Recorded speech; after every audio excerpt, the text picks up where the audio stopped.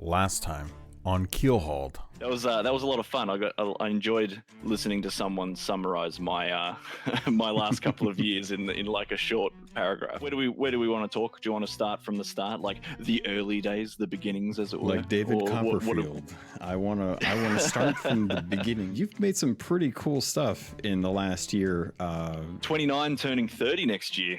Woo boy. Let me tell you right now. Just starting at your 30s, everything is going to start aching, and you're going to realize just how little energy I was hoping you were going to say life starts getting really good. I used to I lived in Australia all my life, on the island called Tasmania. I've done podcasting, photography, videography, graphic design.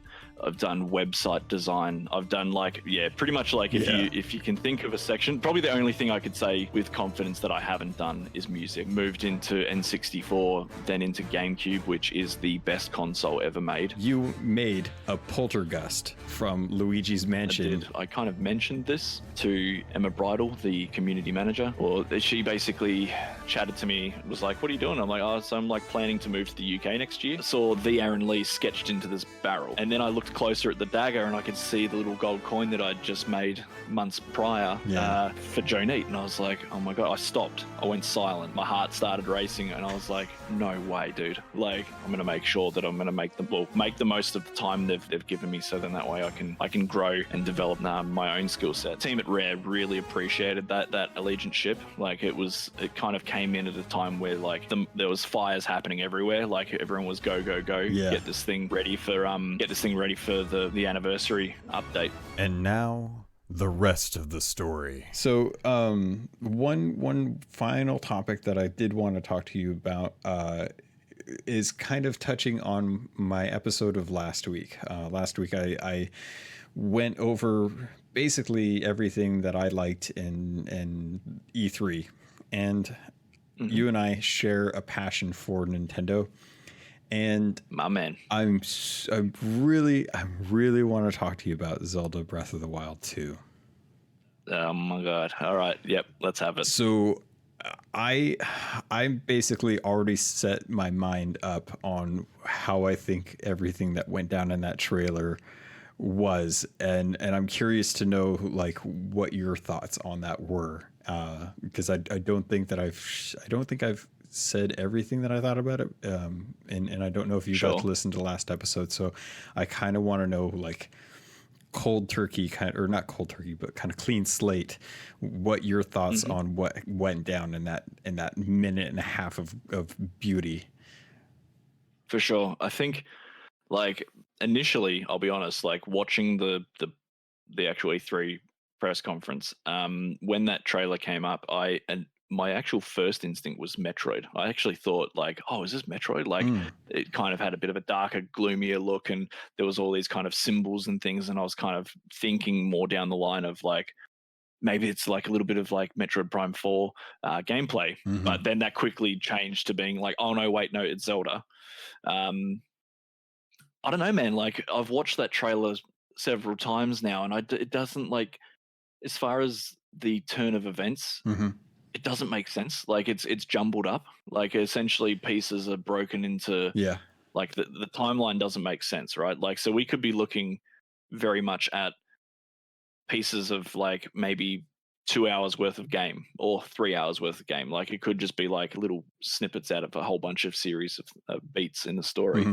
I don't think specifically Zelda and Link going through the cave with the big behemoth mammoth looking an ox or whatever.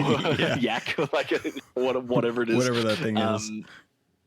I don't necessarily think that they're all connected in that same series of events. Obviously they're there, but it could have taken ages for them to get to that point. Some of the things that I took away from it was, and I think most people did, is that actually my initial thought was, when I saw Zelda, I thought Linkle. I was like, oh my god, is that Linkle? Oh, yeah.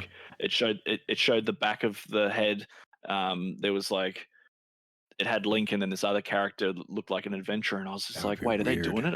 Are they putting Link and Linkle Oh together? wow. Like you can choose between or have like this partnership.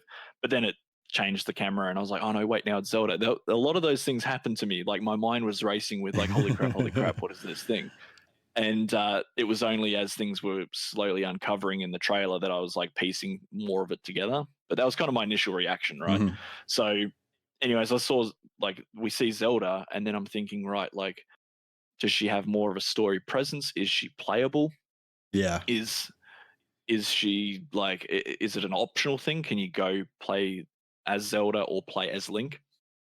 Is it a play Link and have a friend join in to do Zelda things, or Oh, are they going like if are they only. going like the buddy cop type thing where it's like or the God of War Mm, aspect, right? yeah. Where you play as Link, but Zelda is there offering assistance via mechanics, right? Yeah. Like how is this playing out? Is she purely there for cutscene?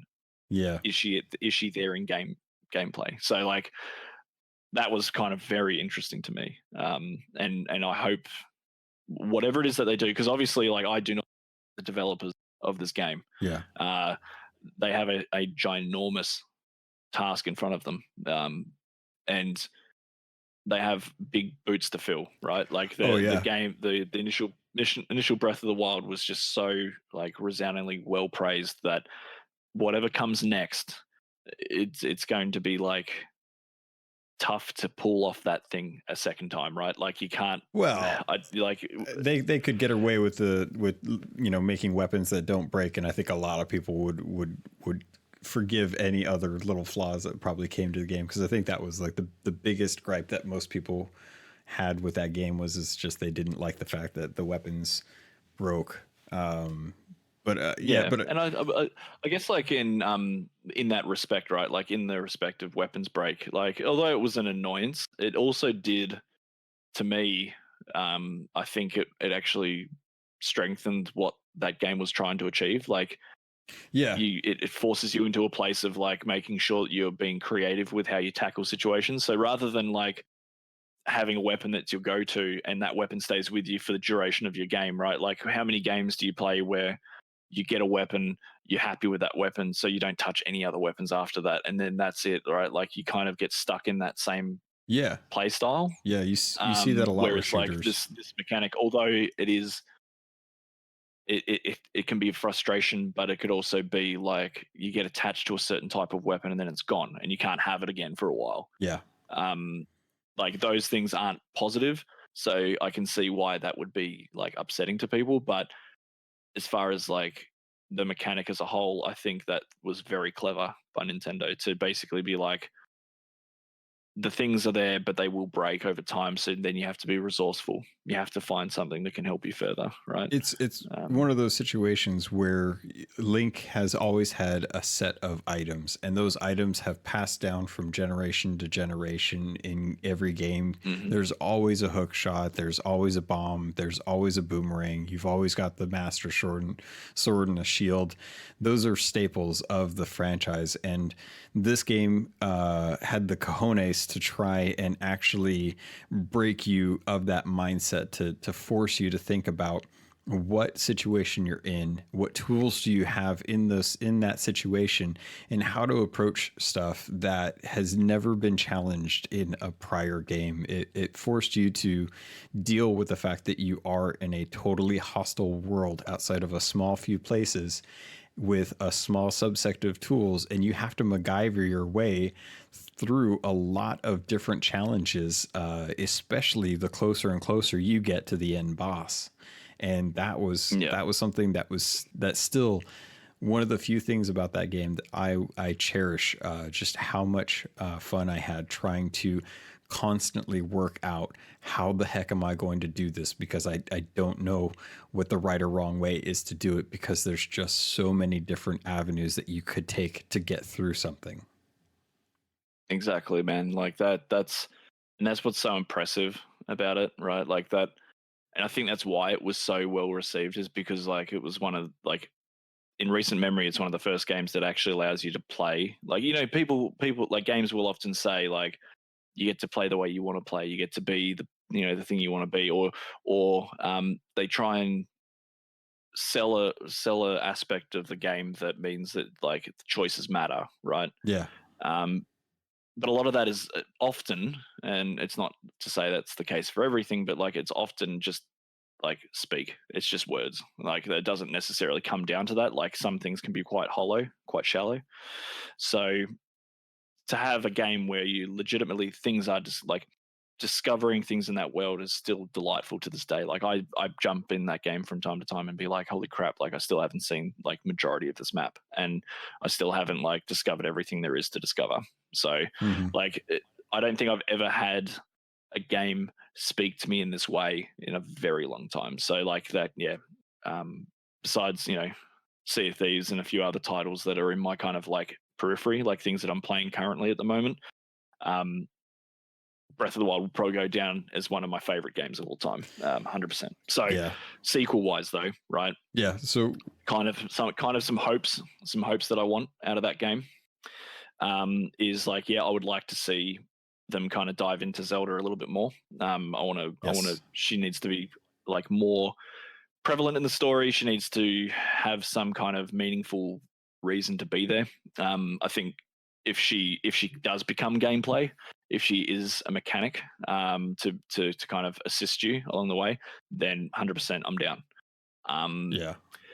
I think as well, and I've seen this a little bit online, and I don't know where I sit on this side of it, so I'll be interested to hear what you say. But like the world of Hyrule as it is in Breath of the Wild is amazing. So people are discussing about the fact of like, do we want the same map again? Like, will that work a second time? Does the map need to change in drastic ways to make it unique? For me, honestly, like I would happily dive back into that world again, and yeah, they could dress it differently in places. Say climate changes in spots or something, which that kind of changed the dynamic a little bit. Maybe it's as far as timeline's concerned, I would like to see this as and you kind of get hints of it, but I'd kind of like to see this as a prequel to Breath of the Wild. Yeah. Like, I can see that. I think that story makes sense, right? Because there's obviously no on the mountains and stuff, you don't see any of the divine beasts, like the divine beasts and stuff. You don't see any of that. So, like, part of me wonders is like this the telling of how Ganon came to power, like Calamity Ganon came about, which I'd be down for, right? Like, it's basically that's a story that is setting you up for failure.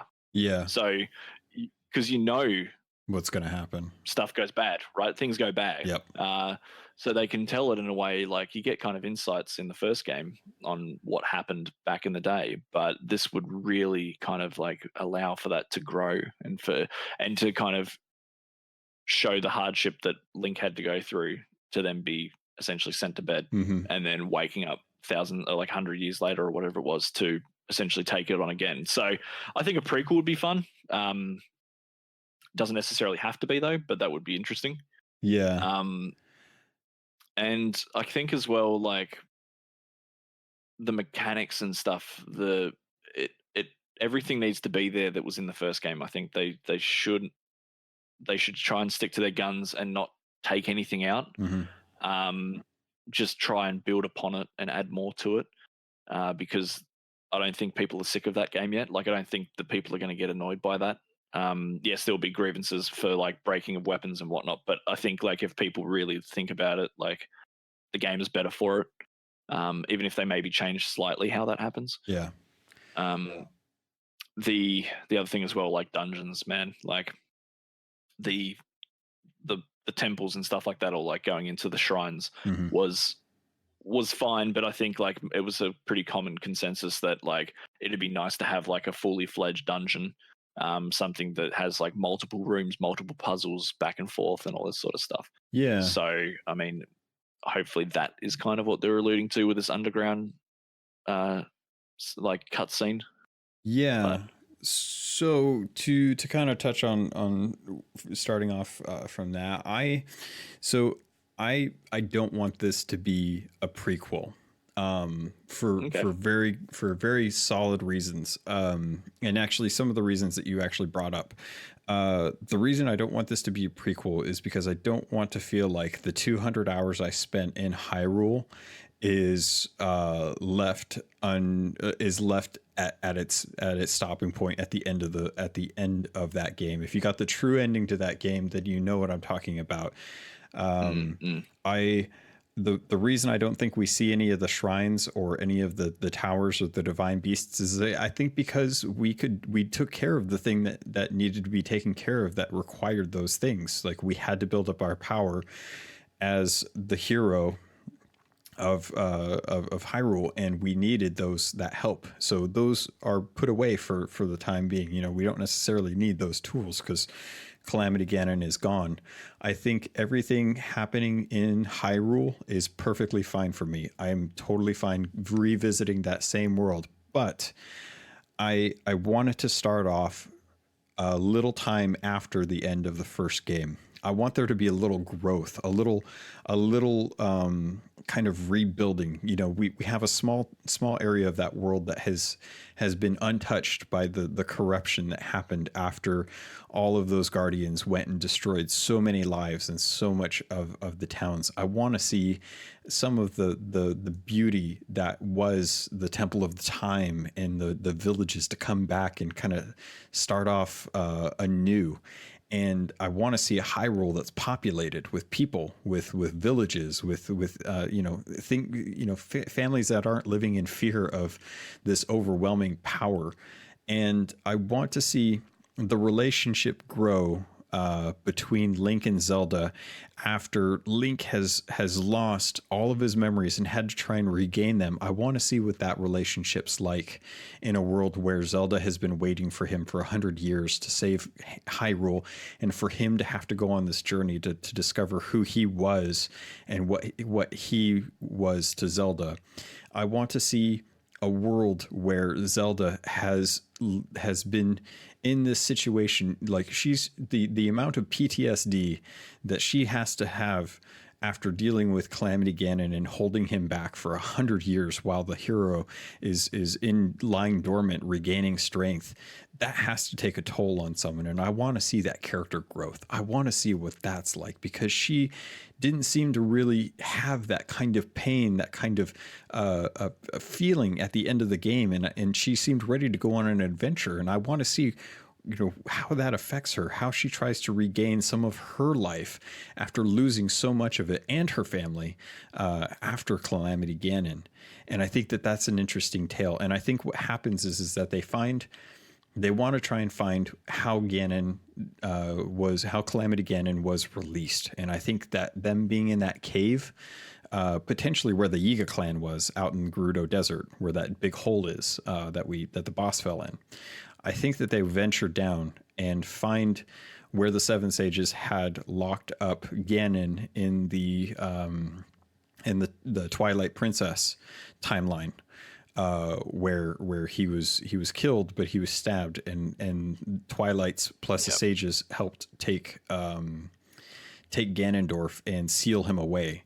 And I think that they realized that the kind of power that's eeping from, or kind of dripping from him and spreading out, killing rats and stuff, is the seal that was holding him in place, locking him in place, is weakening. And that's why you kind of see the spell kind of spiraling up, and it's kind of unweaving itself, as it comes undone. And I think that Link tries to do something to try and either reinforce it or try and interact with it. And I think that's what causes the seal to break, for Ganondorf to come to life, for the temple to break apart. And as it's breaking apart, they realize that a lot is going on. Like the whole of Hyrule Castle is rising up from the ground, and everywhere around the world is dealing with these cataclysmic events. And as such, we find that Link tries to grab Zelda, and then Link loses his grip, and then the seals, the Seven Sages seals, grab him to keep them alive, so they can now stop the Ganondorf that has been reincarnated. I want to see that game. You just took me there. You just took me there, and that you've sold me on that now. That's the idea. That's what I want. I'm stealing everything you've just said, and that's now my new argument. Because like that is like infinitely way more impressive. Like I think, and it's an interesting concept. As you were talking, I was imagining it. Like you took me to that place, man. That was a really good retelling. Nicely done. Thank you. Yeah, that's. I hope that's where they go with it, because anything that is that doesn't explore those characters the way they deserve to be explored would be a huge failing on Nintendo's part. And I don't think that's that company. I think that company knows what to do with those characters, and I'm hoping that they have. I'm hoping that they have the gall to sit there and force you to put yourself in Zelda's shoes for a certain amount of time, just to kind of give people that experience to think about like what she had to go through. And my quick question to that though, right, would be, does that story that you've just requested, does that become more of a linear turn of events? Like, does that change the way? Because you know how the delivery of story in the first game was quite like after the fact. It was a like a looking back at time, and it meant that you could take that story in any way that you wanted, right? Which is again part of the appeal of that game. Like you can go in any direction, you can do anything in any order, and it's like the story kind of unfolds around you. Yeah. Does that story that you've just told, does that mean that the game is then ham-fisted into a more linear progression, like you have to go through the story beats to get the certain things, or does it work in a like a PTSD type thing where like it is backwards thinking again, like it's memories, so like essentially like could have happened ages ago, but you're starting to uncover the things as it happened again? Or what would you say there? You remember Link to the Past? Yep. And love that game. You remember going through the dark world of that, right? And you had to get the 7 sages. You had to unlock, save them basically, and you had multiple temples. Take that concept where you have 7 sages, 7 dungeons, and you spread those around the world, but you find them that they are kind of, you can do them at your leisure. There's not really much gating to that, but certain items that you find along the way will definitely help kind of give you the opportunity to make it a little bit easier for yourself. Just like with the divine beasts, if you knew the mechanic or you had a certain thing, those beasts, those calamity Ganons tended to be a lot easier. For sure. And having Hyrule set up so that Zelda, she is dealing with this stress, and Link as well, having all this the weight of the world coming to an end placed upon him, and he has complete amnesia. Like both of them have to kind of go and figure this out together. And I think that having them traverse the world after this calamity, or after this giant shaking of the world that causes all these and you can have like parts of the world broken open and change to show that Hyrule rising up from the ground has taken a toll on the actual regions. And visiting the different the different areas, and coming to find out like these villages that have been built up over the last couple of years after killing Calamity Ganon are now calling to the sages of their tribe per se. We'll call their tribes and say like, we need your help, we need your protection, and you as Link and Zelda have to go and unlock the sages' power to not only help protect the villages that worship those sages, but also to help kind of make sure that you're stopping Ganondorf. And the idea that I had with Ganondorf is that his whole goal, once he's freed from that arm, that hand that is shackling him right now, he is slowly working his way to the Shrine of Resurrection to be fully reincarnated. And your goal is to go out and to actually awaken the 7 sages once again and stop him before he reaches the Shrine of Resurrection. And his goal is literally a slow march. And I'm kind of stealing this from the Lich King, because the Lich King took Kel'Thuzad's body to the Sunwell in Quell Danas in World of Warcraft. And if none of that made sense to anyone, I apologize, but I am super heavy into Warcraft lore. But he had a march of the plague that scoured a giant scar of undeath from Lordaeron, his castle, all the way north to the top of the continent, where he reincarnated Kel'Thuzad as a lich. And I want Ganondorf to have that kind of a march, that kind of a constant threat that this man, this powerful man, is using his power to slowly work his way towards the Shrine of Resurrection. And that gives you the sages from the Dark World, as far as Link to the Past. That gives you the Majora's Mask time scenario, where you're constantly having to think like, okay, I need to make sure that by the time I get the 7 sages, and I'm not talking like a strict time mechanic, because I know a lot of people don't like being under the gun for that kind of thing, but just knowing that it's a constant presence, kind of like Breath of the Wild was always like, you need to go save Calamity Ganon, but we're not going to bug you if you're going out hunting for Koroks for a few days. Kind of a thing, but that's kind of where I want this to go. I want to have Link and Zelda support each other, dealing with the trauma that they just had to deal with and just come to terms with, and then now that they have to kind of be thrown into this thing again, I want them to have to go around to the different tribes, and that's how you can kind of explore some of the other people in the Zelda franchise that didn't get a chance to shine in Breath of the Wild. And really give them some time. Yeah, man, I agree. That's awesome. Good synopsis. You should apply. You should go work for that game and make sure it gets steered in that direction, dude.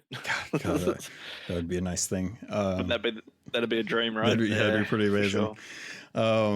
But yeah, so that I also wanted to ask, because it's one of those games that I just absolutely loved. I loved Luigi's Mansion. Are you excited for Luigi's Mansion 3? I was hoping you were going to say the words. I was hoping you were going to be like, let's talk about Luigi's Mansion. I know we're probably heavily over time here, but man, let's talk that out. I'm thinking at this point I might just break this up into a couple episodes. I might take half of this and I'll put it in one episode, and then next week people will have to wait for the last half of our chat. So let's get into it. Awesome. Luigi's Mansion 3. Yeah, man. So Luigi's Mansion. So he's back. Yeah, man. Like, and it feels like they've done Luigi justice here. Like, not to kind of crap on Dark Moon, which was a good game in what it achieved. Like, again, like I said before, Nintendo, like, no games can kind of do wrong for me. Like, every game has something you can take away from. Yep. But Dark Moon was not Luigi's Mansion in my eyes. It was not the thing that I was hoping it would be, because of obviously my strong love for the first game in that series. Mm-hmm. But man, like, it's a game that I've been looking forward to for a very long time, and it was something that I was like, going into E3, I was like, okay, they have to say something about like Luigi's Mansion. We need to know more about this game. Yes. And they did not disappoint, like with the treehouse play and the trailer itself. Like although to be fair, the trailer was a bit kind of like cringe with the voiceover and whatnot, but like looking past that, man, that world looks expressive, playful. It is quite it's a visually pleasing thing to be looking at, right? Like it's doing a lot of things, subtle things that you wouldn't expect. Like, there is so much pure emotion in Luigi's face. Yeah. Like, they have spent a lot of time to give Luigi like a sense of place. Like he's legitimately like experiencing emotions, right? Yeah. Like you've in games we see things like, and it's weird to say that, right? Like, it's weird to say that a Nintendo title, like a cartoony Mario game, is showing off like a wide range of emotions, right? Like you see that in like role playing games, and you see that in like realistic games, right? Hmm. But for this, it's like you can see his face turn from being like pure bliss and joy to like terrified Yeah. to in some spaces like not necessarily anger but like stern, like he's kind of like ready type thing, like he's preparing himself for things, but then he goes back to the cowardice. So like yeah man, his face was just like I couldn't stop looking at Luigi's face, and I don't know why. It was just like It's interesting. everything in the gameplay was showing that, like showing his like, and his body was telling a lot of things as well, right? Like the way the animations play out was just so good. Yeah. Beautiful game. Yeah, they do, and it's, when you talk about that, it makes me realize that Luigi really does have he's really afforded the opportunity to be expressive. Like when I think of Mario, I really do feel like he is Captain America. He is Superman to Nintendo. Like he has to be that front facing, always positive, never tarnished character. Yep. And Luigi gives them the opportunity to really show like a full range of emotions, and it's so apparent in this game, and I love the tone of this game because it's supposed to scare you, but it's not supposed to scare you. It's supposed to take you on Yeah. something that feels like a kind of like a haunted mansion experience. You're going into this world knowing that it's going to be full of ghosts, and they're gonna try and scare you, but you're never too far from being able to to like step out and kind of accept like this isn't going to be, Resident Evil 7 scare you till Yep. you can't play it anymore. This is always going to be like these ghosts are just having fun with Luigi. Like there's never a Yeah. feeling of malice with them. Correct. It's kind of like the player is never taken to a place of fear. Like they're never taken to this place where it's like I don't want, like I'm scared or I'm anxious of what's happening next. Like obviously to us, the game will play and it will be a funny kind of enjoy, like a joyous thing. Mm-hmm. Whereas like, but we're playing a character that is like obviously not comfortable in where they are. So it's I don't know, man. Like it's super cool. But like on top of that, it looks like this mansion thing's gonna, or like the hotel, sorry, the hotel, Luigi's Hotel 3. Uh, it is going to be like very diverse. It's going to have a lot of different stage dressings. Yeah. It's going to be like, and everything's beautiful, man. Like I just can't get over how good they made that game look. Yeah. Like field of view, like they've got like blooms and kind of blurs and And like sparks and graphic like emitters and all this sort of stuff. And I'm like, man, they've put a lot of effort into this game. Like and to crazy. me there's a stark difference between what they showed 2018 and what they showed 2019. 2018 it did not look like this was a Switch power version of the game, and it wasn't. And I'm straining to remember this. CJ Super Pack, who's from the Player One podcast, mentioned on his last episode that he found out from someone else. I think it was an article or something, that this was a game that was intended for the Wii U that they just sat on for a while, and after seeing what they came out with at the Treehouse and watching them play through it and seeing just what they've done with that game, I now really see like what a game could look like on Switch. Like it feels like Mario Odyssey level of a game, and I'm super happy that they did that, because I don't think I would have been as happy if this was just like a port from the Wii U. I'm glad that they put some effort and some time into making this look it looks really like good. they've definitely like invested that time to kind of evolve it further from initial concept. And I think the Guigi thing like makes a lot of sense, and it kind of presents a lot of puzzle potential. Yeah. I hope that like when you watch the treehouse footage, it gives you some very basic things, and they will say like, oh, we're not going to spoil this particular sequence of events. We're not going to talk about, like, we're not going to go into these puzzles too deeply, which is good.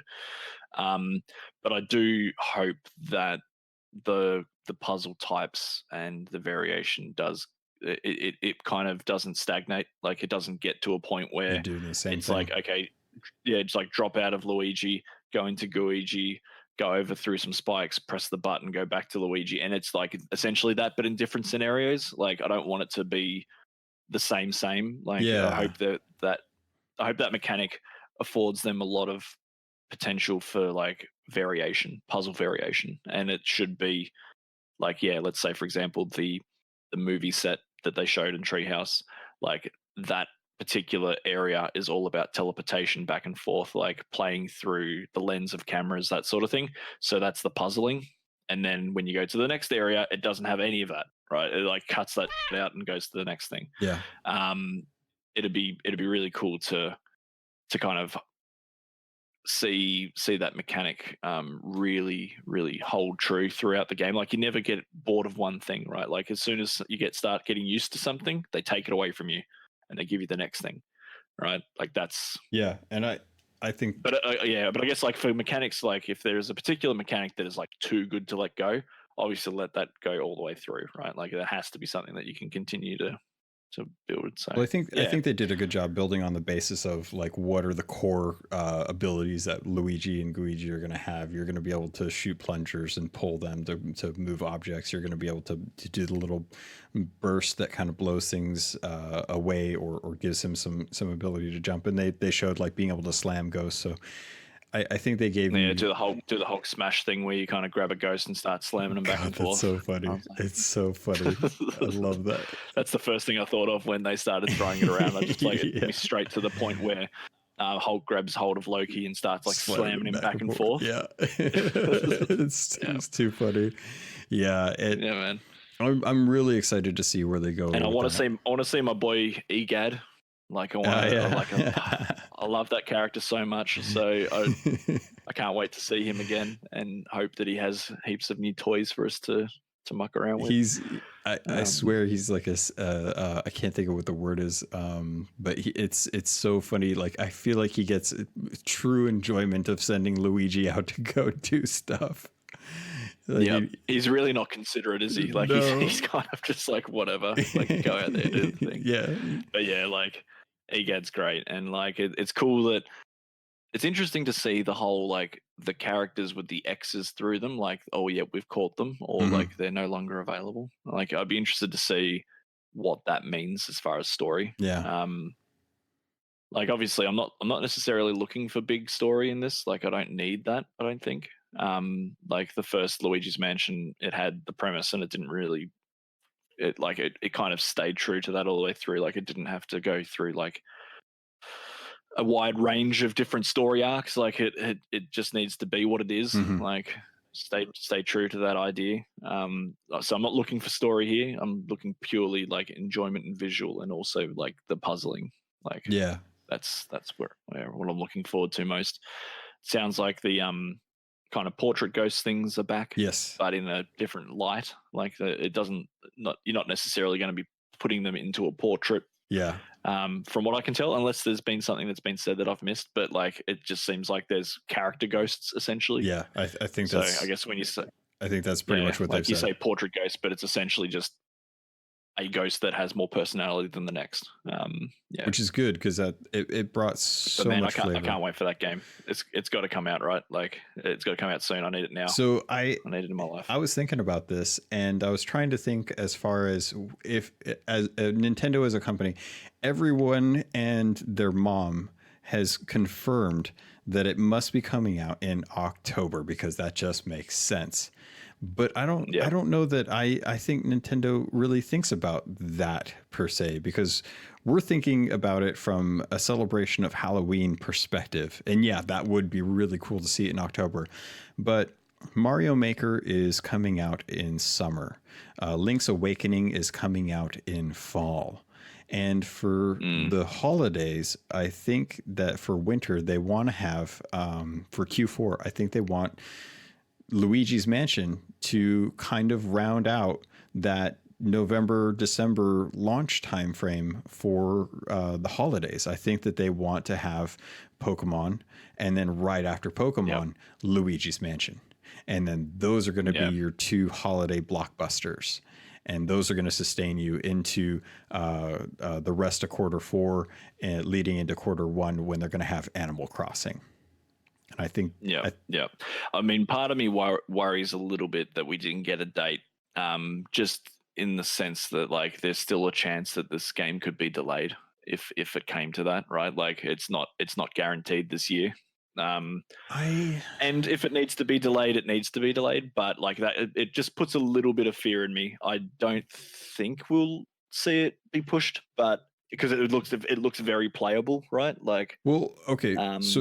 So just to kind of make you feel better about this, they have already said that they want to give quality of life and for the developers of Animal Crossing, and as such have already apologized for pushing back for having to push back Animal Crossing. If they needed to push back Luigi's Mansion, I think they would have told us at the same time as at that point if they already knew, because they committed to both being 2019.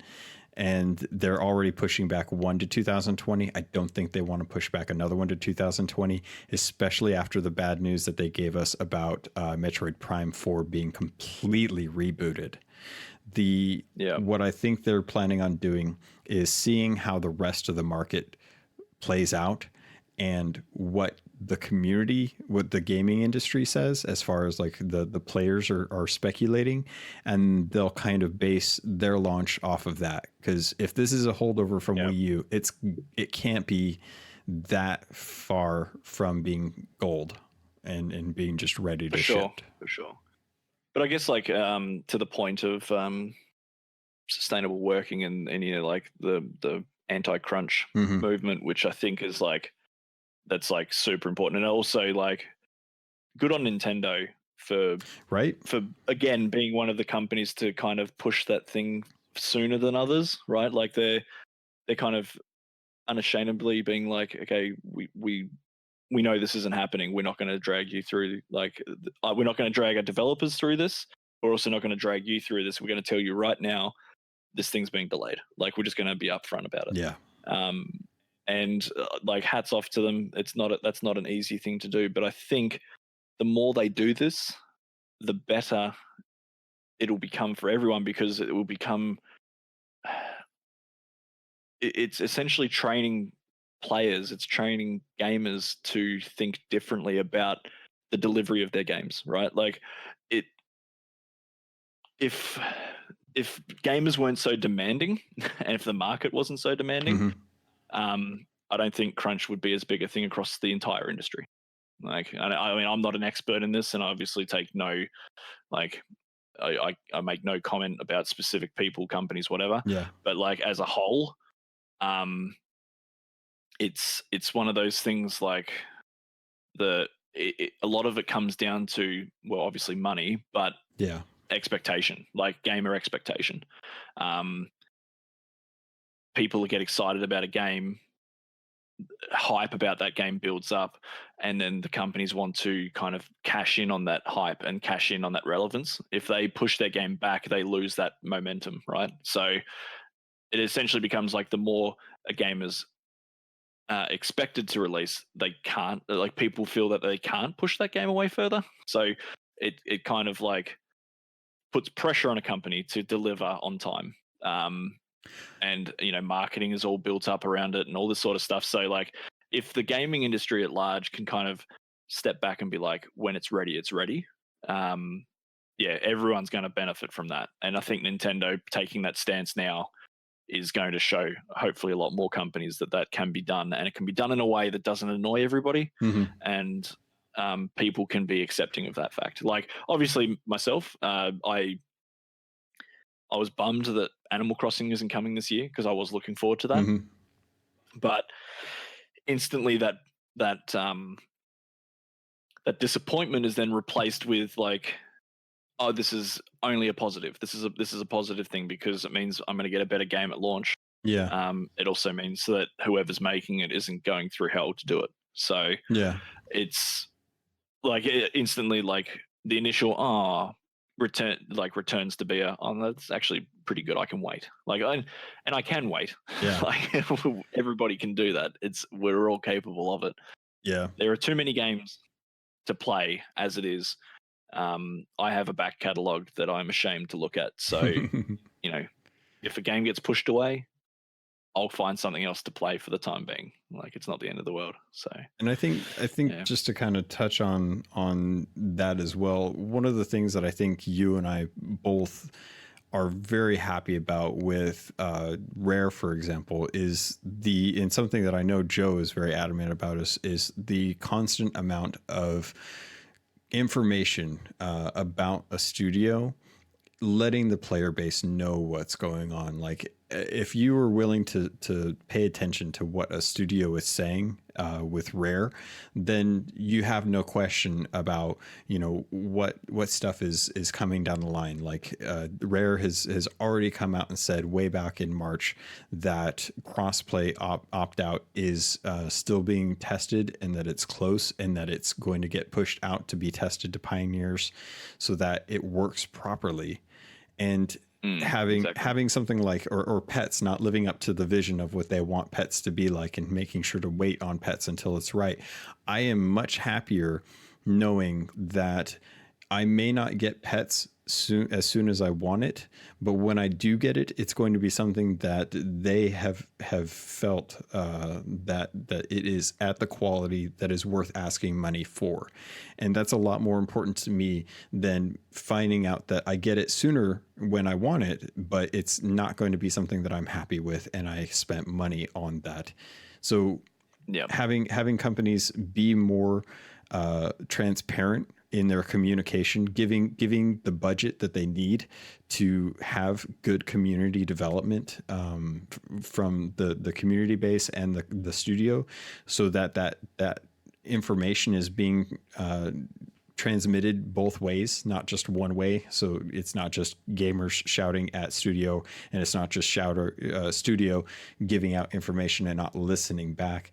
Like that's something that I think a lot of the gaming industry really needs to take to heart and start doing more of. Because I think if that's something that happens, we'll have this situation where, Animal Crossing 2020, it's going to really conflict, because I think it comes out a week before Cyberpunk 2077, and that's a huge issue for me.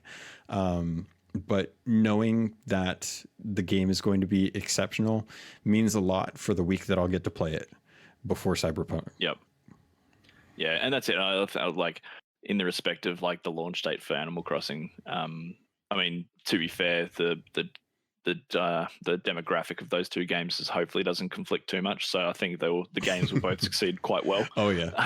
But like you're right. I'm going to be in a similar boat, right? Where I really badly want to play Animal Crossing, but then there's going to be another game that comes out, and it's a matter of then juggling time, which is what we all have to do pretty much all the time. Like I always have at least 2 or 3 games on the go at any one time. Yep. And it's a matter of deciding on which one I'm going to dedicate space to. So, yep. But yeah, like, plans change for games. Like you could say one thing and then it changes the next. It's like, it's a very fluid thing. And I mean, I'm very new to the industry. Like this is my first kind of major gig, so I can't really comment too much on like, overall the workings of how things are, because I'm still kind of learning that myself. Mm-hmm. But it's evident. You can see like the best intentions can be there. You can say like, this is the thing, this is when we're doing it, and be confident in that. But then something happens, and because of the nature of game development, it's like you can never necessarily, I wouldn't like to say promise, like you can't promise a thing, because you're never certain on what roadblocks you could encounter on the way, right? Mm-hmm. Yeah, it's tough. Be it own like a technical side, or be it I guess like quality of life, or like the actual end result of that product. Like I guess to your point, pets, right? Mm-hmm. It was not necessarily a mechanical problem. It was just that the pets needed more time. They just wanted to be able to evolve that mechanic further. They wanted to be able to give it the attention it deserves. So, it's kind of like you could say one thing this month, but then next month you go, you know what? it changes. So yeah, and I think the gaming public, the communities are definitely getting better at the bad news. Like they're getting, well, I air quotes bad news, Yeah. like a setback, right? If there's a setback, most people are understanding. You won't please everyone, but it's yeah, I think we are getting better as a whole. Yeah. It's tough to see like how because there's always going to be the super hyperbolic groups that always want to push the limits of emotion for the sake of either attention or fanaticism, whatever you want to call it. And to know that somewhere around the lines, like I've always seen with the Sea of Thieves community, there's the outlying group of people that play the game but don't follow everything about the game, that are constantly asking for this or that, and they, if they spend a little time, they would find that information on their own. And that's kind of why I do the shows, to try and afford them the opportunity to find out about that stuff without having to dig so deep into it. But there's definitely the group of people that can sit here and say like, okay, well, yes, we went from Shrouded Spoils, December, January, February, March to April with the mega update. And that was a long stretch of time where we had just the mercenary missions to kind of give us some new stuff to chew on.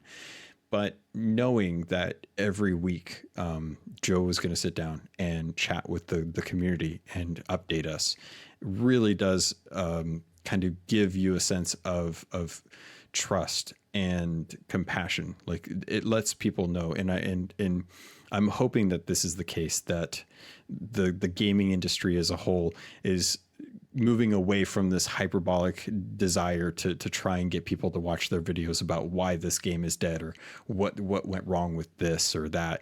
And they're trying to move into a position where they can say like, here's what's actually going on, and this is why it's good for the game. Yep, for sure. I agree. I guess like on that topic, do we want to discuss a little bit about Animal Crossing? Like, do we want to go diving into that a bit? Yes, I do, because I am super excited for that game. I like you mentioned, the GameCube is of course the best gaming console that I have hands down I've ever owned. I've loved that console. It's actually like, now that we say that, right? Like now that we state that, it's hard because like the Switch is probably one of my favorite consoles of recent generations. Mm-hmm. Like this is like one of my go-to consoles. But like when I think fondly of like best gaming console, I think definitely like the GameCube, like controller, games, all of that sort of stuff. Like I love the Switch and I love what the Switch is doing. Mm-hmm. But the GameCube still holds that title for me, like best gaming console. There is a very good reason why the GameCube controller has lasted since 2001 to 2019 in regards to Smash Brothers, and that is because it is for that game. That game was so well designed around the configuration of that controller that it is just stood the test of time. And I agree that, yeah, people will look at the DualShock controller and be like, okay, well, yeah, that's been around forever and stuff. But the GameCube did something for having couch co-op that I think so many people overlook, just how important it was for that console to exist in a time where we didn't have online gaming. And it really did form a lot of friendships in the past. And it did stuff with consoles that really wasn't being tested. You know, it gave you the opportunity to play your Game Boy Advance games on your screen at a time when the precursor to that was a Super Game Boy. But in this instance, it actually allowed you to link the two systems together. Like I can only think of like the PS Vita as the only other handheld that has attempted to try and bridge two systems together with that. But the GameCube was there back in 2001 doing this. And it's exactly, yeah, it's amazing to think.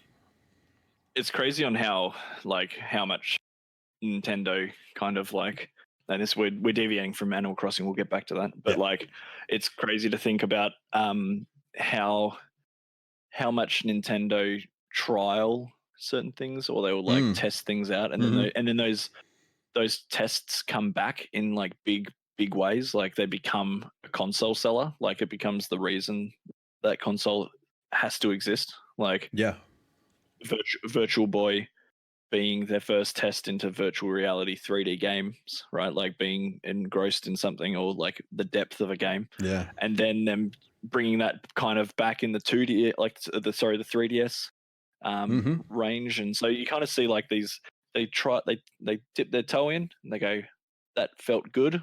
Let's do it like as a whole thing, right? So you kind of see that with the GameCube being similar, with like connecting game, like a portable system through to television. Yeah. There's the Switch, right? Like you've got you've essentially taken what was an additional add-on and created a console around that concept. Which it's crazy to see the lineage of Nintendo and their console range. But back to Animal Crossing. Yeah. I just have to say that to kind of round off that the GameCube was the first and only home console that I considered portable. Because I really did lug that thing around by the handle from house to house, playing with other friends and stuff when we wanted to do like Smash Brothers and whatnot. And I absolutely loved that system for being able to do that. Like all I had to do is grab the cables, toss them in a bag, grab the handle of the GameCube, and lug that and a controller around, and I was set. Yeah, and I know, right? It's weird because like, I mean, you could do that with consoles, arguably, like that's exactly the same thing, but the fact that it had a handle was just was just the whole the conditioning of that thing, right? Like it's, everyone goes, it has a handle, obviously you're going to carry it, right? Like you have to take it places. So and it's funny, lest we not forget the Wavebird controllers and how magical those were. Oh my lord. Okay, all right, before we Animal Crossing talk, then I've got to tell a quick story. Okay. Oh god, we're gonna be here all day, dude. Like I've got so much stuff to talk about. Wavebird, right? GameCube, my first GameCube was an Indigo, so the purple. And after some time, like I started to build up a collection of controllers. So you'd have like the official controller, but because of like my age, I wasn't working, and also was reliant on like mum buying me games, like my parents buying games. So you start to collect kind of controllers, but you get those kind of like third party ones, like the ones that just weren't quite there. Like the what do they call them? The Tomcats, the Rad Cats or something. I don't recall the name of the company. Mad Cats, that's the one. So you'd have like all these controllers start to build up, right? Over time, and you would always get the official one, but you would hand off the crappy ones to your friends. Of course. And house rules.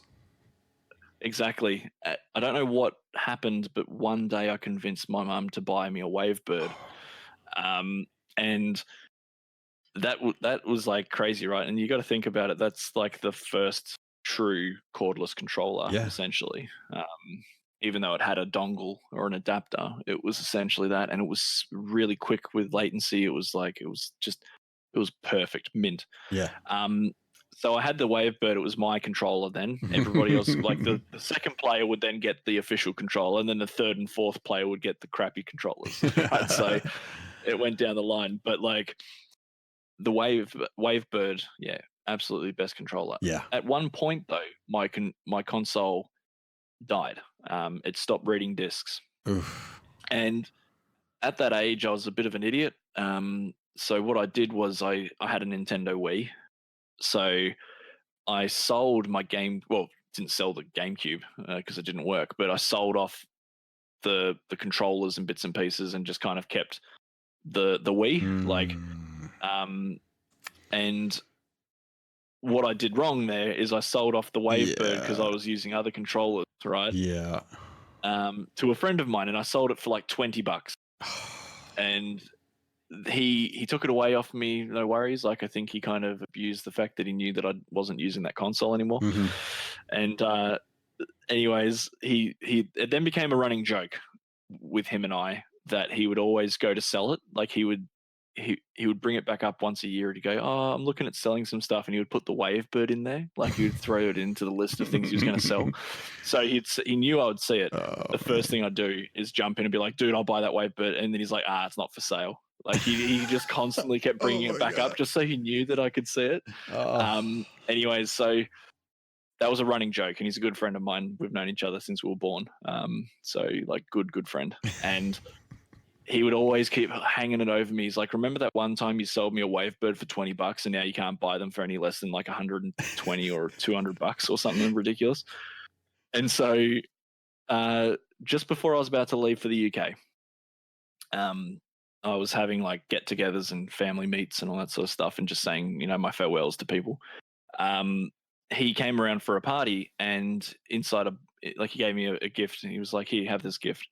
As a farewell, and I've opened it up, and the Wavebird's inside the box. Aww. And I was like, no way, dude, right? Aww. And I was like, you're joking, right? You're going to take it back off me when I leave, aren't you? And he's like, no. He legit he gave it back to me before I left, and so that was quite emotional. That just because of like that was a continuous joke that went on for years and years, and for him to finally be like, you know what? Have this thing back. I didn't bring it with me. I left it home, so it's in storage. But I now am a proud owner again of a Wavebird controller. That's awesome. That story went. I was so happy that you went that route with that story, because I was seriously going to have to sit there and be like, I don't know if we can talk about you getting out of jail after killing your best friend for a Wavebird, man. I don't know if we could talk about that. It got close to that a couple of times, man. I'll tell you, like the regret I felt. And that was it. Like that kind of taught me a lesson as well about like selling off consoles and selling off products. Like obviously think about that stuff for the future. His treatment of you has contributed to your hoarding. I understand. Yep, exactly. So you can never let these things go. It's true. Yeah. It's true. So, okay. So I did not play New Leaf on the 3DS. In fact, I've only had a 3DS for about a year before the Switch. And I went out and did the first thing that I thought I could possibly do with this thing. I bought all of the Zeldas that I could, Mario 64, Star Fox 64, and a few other games here and there.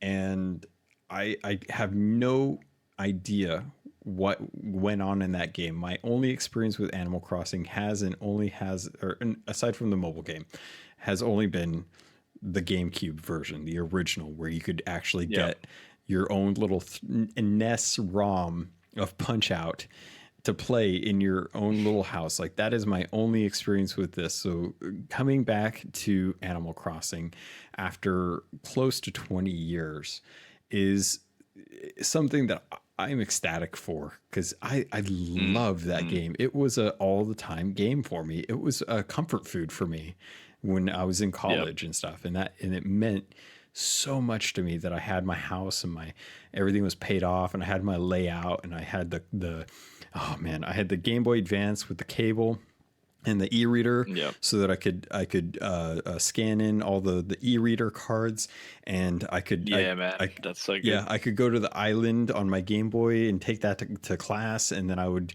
go and pick up coconuts and bring them back when I got back to my dorm.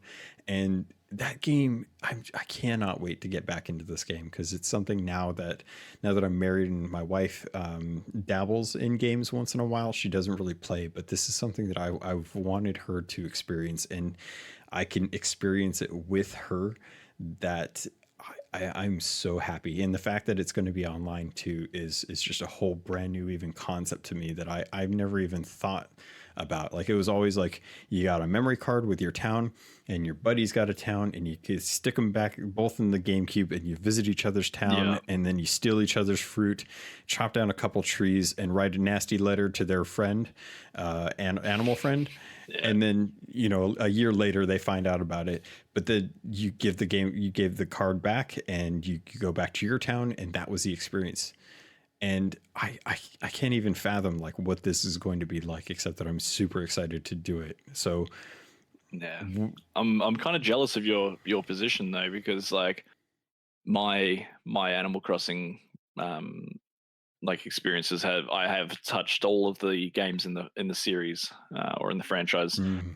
right up until now. So like I didn't really spend much time with the City Folk on the Wii. Mm-hmm. I did play the 3DS version quite a lot with a friend of mine. Him and I would just basically like essentially have like sleepovers and chill out at his place and like play the game all the way through to the early hours of the morning and whatnot. So I've played like a majority of the games for at least a good, decent portion of time. Mm-hmm. And so I think I'm jealous of your position because like you've got this experience in the GameCube, which is a really good game.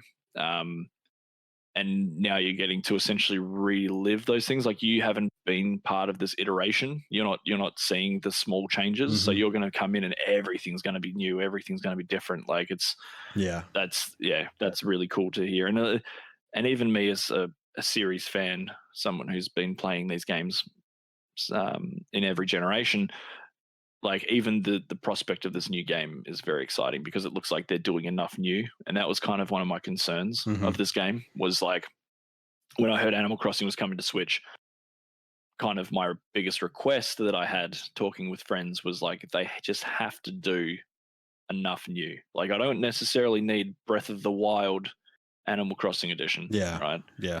I don't need them to scrap everything that's known about the franchise and just start again from scratch. But then they definitely needed to allow for new. They needed to allow to just not just change like a simple thing and then call it a day. Actually go a little bit deeper and it looks like that's what they're doing. Like a town starting from nothing, building up to something, being able to craft all these things. Like the crafting system I'm a little hesitant on, but at the same token, like it sounds interesting enough that I could probably get on board. Yeah. The the potential of having 8 people playing in a town, yes please. Like Yeah. what? That's It blows like my all mind. the multiplayer like, aspects that we've seen in the past have always been like visit a town or go to their place when they're not online. Like there hasn't really been like we can both coexist in this place and do everything at the same time type Mm-hmm. thing, like if that makes sense. Mm-hmm. So having that then times 8, that can't that they can do no wrong by me there. That is Yeah. just perfect. And if it means that I can play online and I can get my friends from Australia to tune in and jump into our village, our island, sorry, Yeah. and just cultivate the land and build things, like yes, please. I mean, the only thing that obviously is going to be a bit of a hindrance here is probably voice chat, but there's solutions there. But Yep. that game is beautiful. It looks like it's doing a bunch of new stuff, which I really appreciate. Yeah. Mr. Rossetti, I'm sorry. I'm sorry for your loss. Losing his job essentially. Yeah. I'm sure they'll find a job for him. He'll have something to do in the game. This could free him up from the career that has haunted him his entire life. He has had nothing but he's obviously not happy. He's not happy in his job. Like he's just doing it out of compulsion at this point. Like he only has to he always has to deal with the worst kind of people who would cheat the system and mess with time. And being a time cop in an animal world can't be easy when you spend all of your time underground. I'm hoping that he finds a nice love. I don't even know how that would work because we're on an island. So how the heck would he even get there? Well, what I'm thinking, right, is what would be like a lot of fun. Like a fun way of playing off that character is essentially just giving him like a florist job. Like he can basically like he's retired, right? He was doing a job he didn't like, so he's now like a retired old mole that decides he wants to like get into the florist business, and he sells flowers. He helps you plant flowers. Like he has like soil options or whatever, right? Yeah. Like completely change his character, flip it 180 and be like, he was a gruff grizzly old mole Yeah. that was angry at you at all points, and now he's calming himself down. He's loving and enjoying life. Like, just give him something fun Future to play off. Future generations are going to be like, Mr. Rossetti did what?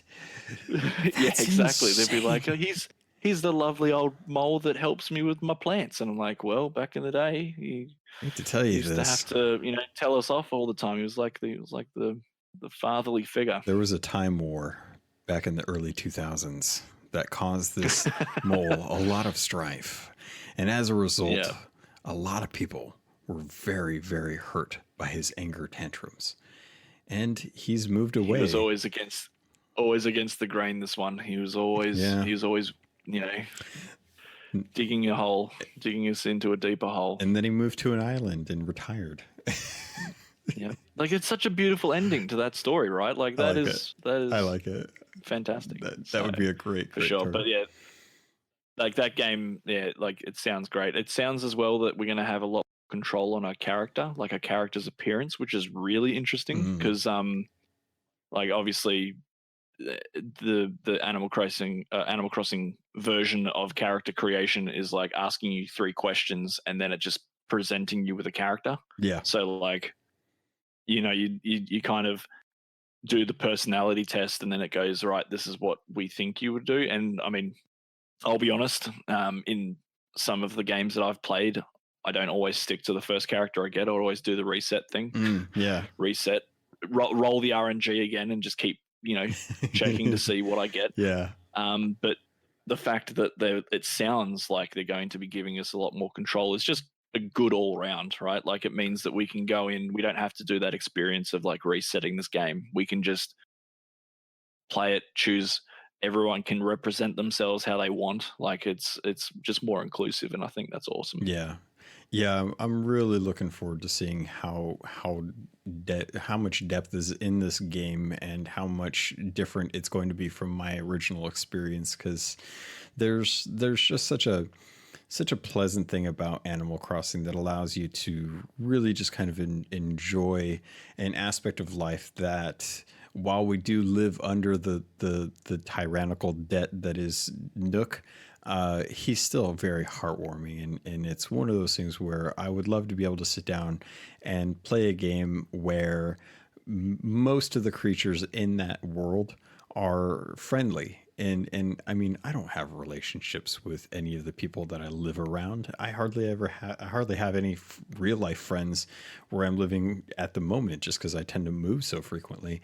But to have a game like Animal Crossing come in and just represent some of the best things that you would want out of a cute little animal utopia, it's nice to have that kind of, like, sit down after work, grab your Switch, lay in bed or just kind of chill out for a little bit and to play that, and to give you the opportunity just to kind of have a goal, as long as it's just something as simple as paying off a debt where all you're doing is doing little errands and stuff like that. It's something that works to decompress after a long day at work. Agreed. Definitely. It's like, it's it's therapy, right? Yeah. Like, it's essentially a place that you can kind of switch off a little bit and just allow yourself to be and to relax. That game does not lack charm, that's for sure. That's one thing that it has an abundance of. Yeah. And I just, I like, that's what I love about the franchise. Like, it's one of those weird things you'll hear, like, are you not a real gamer if you're playing Animal Crossing, or you're not a real gamer if you're playing these things, right? Like, I cringe so hard when I hear those sort of things. And obviously that's not what everyone thinks. That's like a probably a very small portion of the gaming community now. But like, I have absolutely no hesitation or shame when it comes to like admitting that I love the hell out of Animal Crossing, or like that I play any of these kind of like what people would essentially air quote call like kiddie games or children games or whatever. Yeah, like casuals. I'm a huge fan because like those games are the that's the relaxation portion of my gaming life. Like, that's where I can really just unwind and just allow myself to be. It's it's not stressful. You can just exist, and it's great. I love it. Especially it's, I feel it a lot in the United States, where it feels like a lot of the other console media, or at least news pundits, are so gun centric with their shooters and their looter shooters, and just the type of games that they tend to cover, that I really love just the endearing casualness that comes with Nintendo's brand.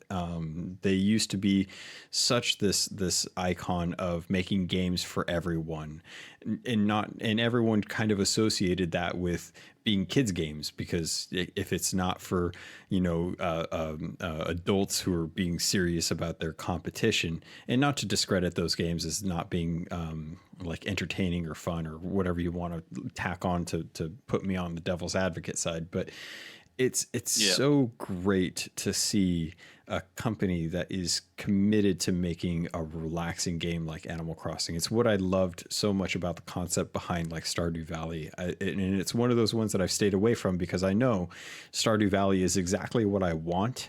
But if I get it, I'm really going to have a hard time giving it up when Animal Crossing actually comes out.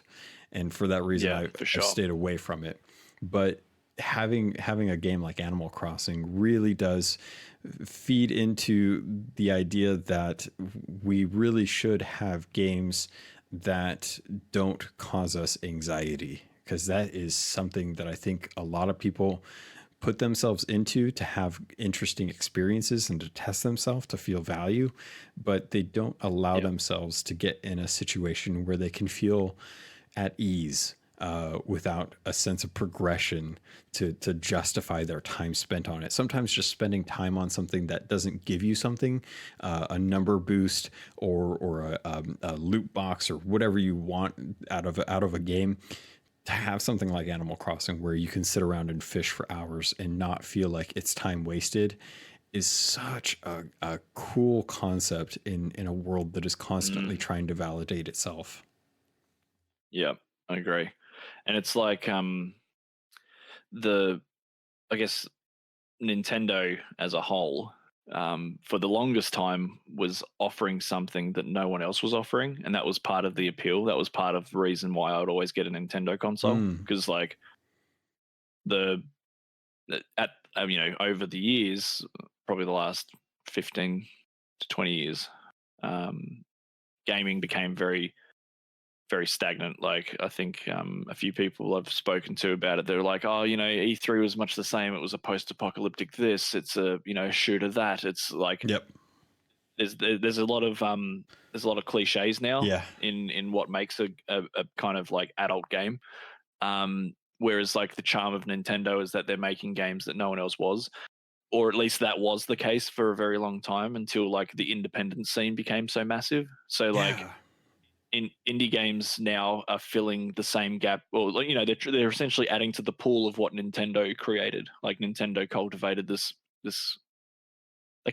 scene where it's like the casual, right? I mean, it's safe to say it is casual. Like it is casual gaming. It doesn't have to be a negative thing. But like they cultivated this place and colorful, joyous experiences, and then the indie scene is allowed to do the same, right? Like they don't have to conform to being a shooter. They don't have to be gritty. They don't have to be post-apocalyptic. It could be whatever.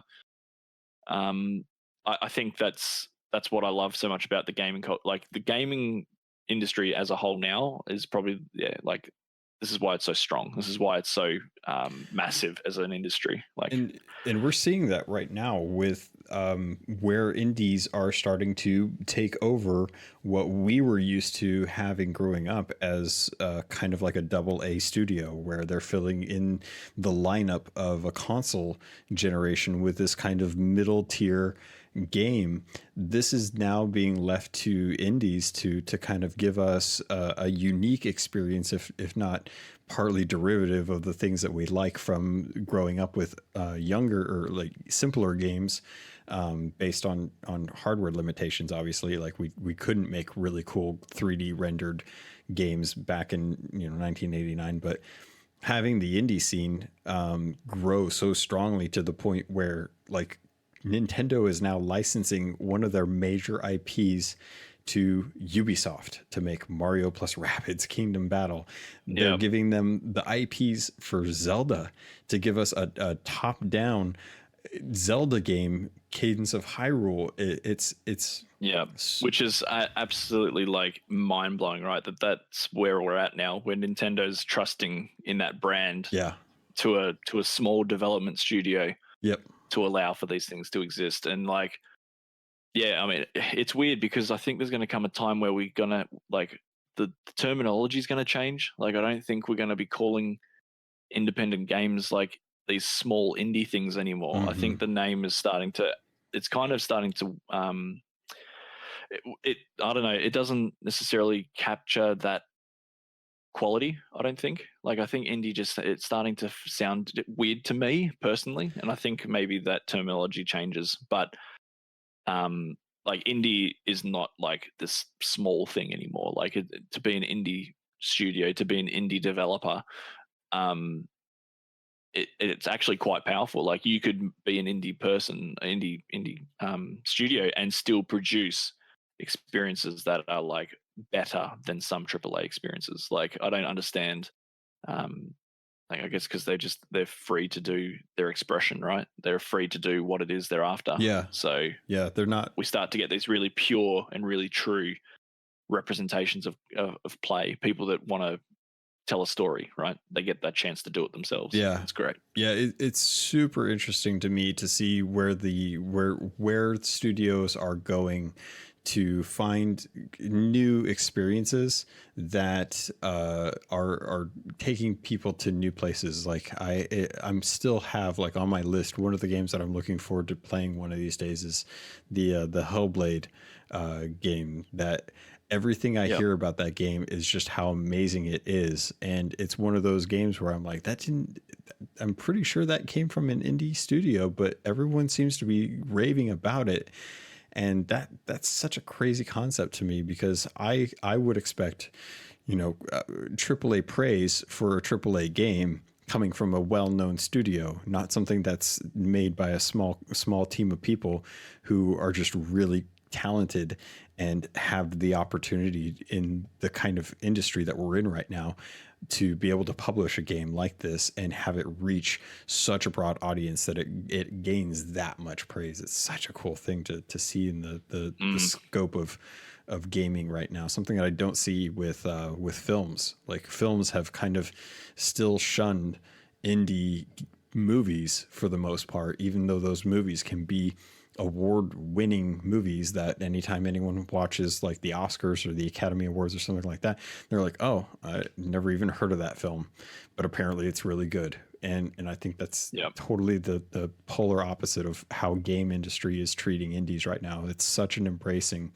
that it's such a cool. Yeah, it's like some of the best games over the past like several years have all been like traditionally considered independent, right? Mm-hmm. Like, it's crazy that that is something that can exist. Like, the studio can be competing with the big guys, the big studios. So it is very, very cool stuff, and it's exciting to be a part of it. Like, at the time I've come into it now, it's exciting. It's only like my career inside the games industry is only just beginning. But I'm excited to be a part of it where it is right now, and I think there's going to be a lot of really, really good stuff to come out of the next few years as well, for everyone as a whole. Yeah. The nice thing is that the foundation has already been laid for what's possible. It's now just seeing what people can do with the path that's been laid before them, and to see where they decide to take it. For sure. There is still more to this interview, and I'm going to be placing it at the end of the next episode of Keelhauled Podcast this coming Sunday. As always, thank you for listening. I hope you enjoyed this additional bit of content throughout the week and the conclusion to this interview in the coming episode. Thank you, pirates. I love you, and I look forward to sailing with you on the Sea of Thieves.